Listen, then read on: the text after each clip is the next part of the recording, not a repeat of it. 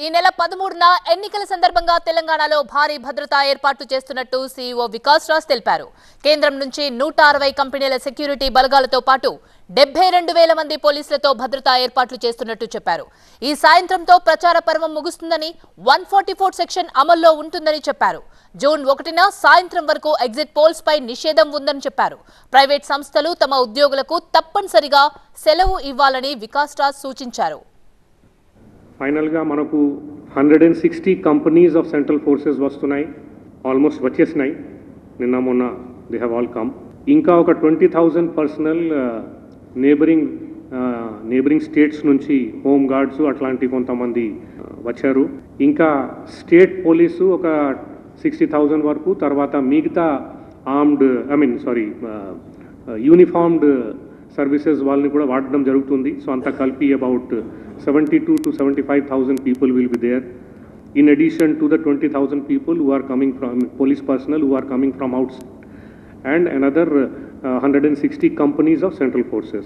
Entire country lo polling undi, andukane conduct of exit poll and publication and dissemination of result mida 6:30 PM on 1st of June వరకు ban ఉంటుంది. Reports ఇప్పుడు కూడా మాకు వస్తున్నాయి that certain shops, certain companies, IT companies ఉండొచ్చు, వేరే companies ఉండొచ్చు, ఆ 13th నాడు పెయిడ్ లీవ్ ఇస్తలేదు. సో నేను మీ ద్వారా వాళ్ళకి మళ్ళీ ఒకసారి instructions of ECI are very clear that 13th has to be a paid leave. Anybody found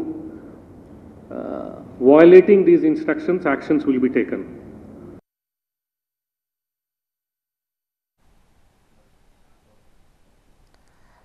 ఈ నెల 13న ఎన్నికల సందర్భంగా తెలంగాణలో భారీ భద్రతా ఏర్పాటు చేస్తున్నట్టు సీఈఓ వికాస్ రాజ్ తెలిపారు. ఇదే అంశానికి సంబంధించి మరింత సమాచారాన్ని మా ప్రతినిధి ఏలిందర్ అందిస్తారు.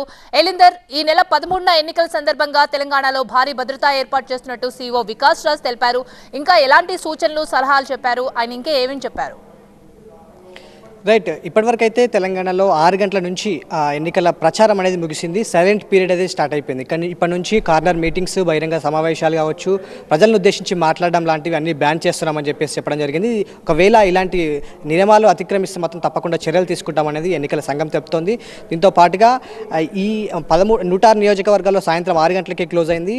13 అసెంబ్లీ నియోజకవర్గాల్లో సాయంత్రం 4 గంటలకే క్లోజ్ అయిపోయింది. ఎందుకంటే అది మావోయిస్టు ప్రభావిత ప్రాంతాల్లో 4 గంటలకే క్లోజ్ చేయడం జరిగింది. అయితే మే 13న ఉదయం 7 గంటల నుంచి సాయంత్రం 6 గంటల వరకు సమ్మర్ ఎఫెక్ట్తో రాజకీయ పార్టీల రిక్వెస్ట్ మేరకు దాదాపుగా గంట పాటు కూడా పోలింగ్ టైంని పొడిగించడం జరిగింది. ఆ రోజు తప్పకుండా కంపల్సరీగా హాలిడే ప్రకటించాలి. ప్రైవేటు ప్రభుత్వ సంస్థలందరూ కూడా, ఉద్యోగులందరూ కూడా తమ ఓటు హక్కును వినియోగించుకోవాలి. కాబట్టి ఆ రోజు హాలిడేగా డిక్లేర్ చేయడం జరిగింది. అయితే దీనికి సంబంధించి కొన్ని సంస్థలు ఎవరైతే సెలవు ఇవ్వట్లేదని ఇన్ఫర్మేషన్ అవుతుందో వాళ్ళపైన కూడా చర్యలు తీసుకుంటాము, తప్పకుండా సెలవు ఇవ్వాలని మాత్రం చెప్పింది. అయితే ఈ ఎన్నికల కమిషన్ కొద్దిసేపటి క్రితం నిర్వహించినటువంటి ప్రెస్ మీట్లో కొన్ని కీలక అంశాలు అయితే చెప్పింది. ప్రచారం ముగిసింది.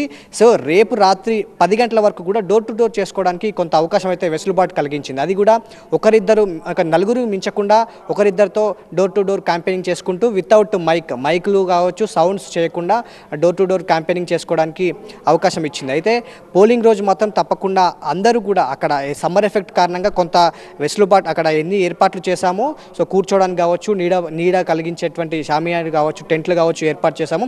తప్పకుండా పోలింగ్ పర్సంటేజ్ పెరగాలి అనేది మాత్రం ఎన్నికల కమిషన్ చాలా దృఢంగా నిర్ణయించుకుంది. దీనికి సంబంధించి కింది స్థాయి ఉద్యోగుల నుంచి కూడా పై స్థాయి ఉద్యోగులందరూ కూడా ఎన్నికల పోలింగ్ పర్సంటేజ్ని సరళి పెంచేందుకు కూడా అన్ని ఏర్పాట్లు అయితే పూర్తి చేయడం జరిగింది. ఇప్పటికే రేపు ఉదయం నుంచి రేపు సాయంత్రం వరకు కూడా పోలింగ్ సిబ్బంది అన్ని కూడా డిస్ట్రిబ్యూషన్ అయిపోతూ ఉంటుంది. సో 525 మంది అభ్యర్థుల భవితవ్యం అనేది మే 13న జరిగేటువంటి పోలింగ్లో తేలబోతుంది. జూన్ 4న అయితే యాజ్గా రిజల్ట్స్ ఉంటాయి. కాబట్టి జూన్ 1 దేశవ్యాప్తంగా ఉన్నటువంటి ఎన్నికల నేపథ్యంలో జూన్ 1 సాయంత్రం వరకు కూడా ఎగ్జిట్ పోల్స్ని కూడా బ్యాన్ చేయడం జరిగింది. అదేవిధంగా బల్క్ SMS ఏవైతే ఉన్నాయో వాటిని కూడా పూర్తిగా బ్యాన్ చేసింది ఎన్నికల కమిషన్. Right, thank you.